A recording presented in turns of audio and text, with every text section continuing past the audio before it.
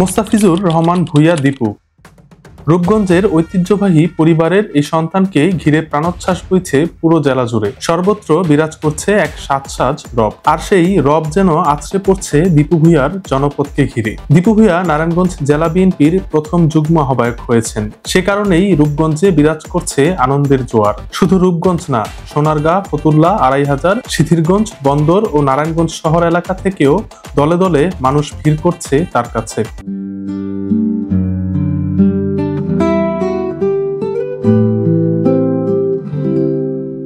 উদ্দেশ্য একটাই, প্রিয় নেতার সঙ্গে সাক্ষাৎ।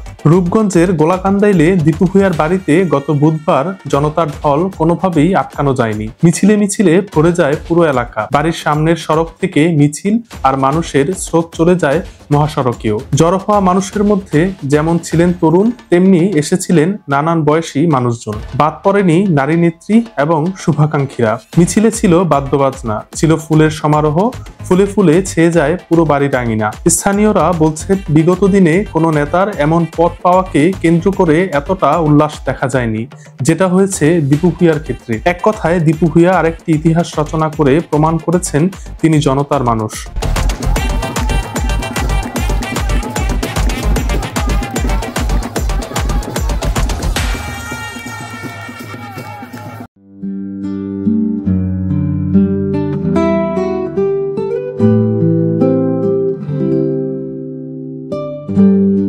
যাতে এই নারায়ণগঞ্জ যাতে নতুন করে সাজানো যায়, যাতে বিএনপি যাতে নতুন করে মানুষের সাথে মিলে যাতে চলতে পারে, এরকম একটা কমিটি আহ্বায়ক কমিটি।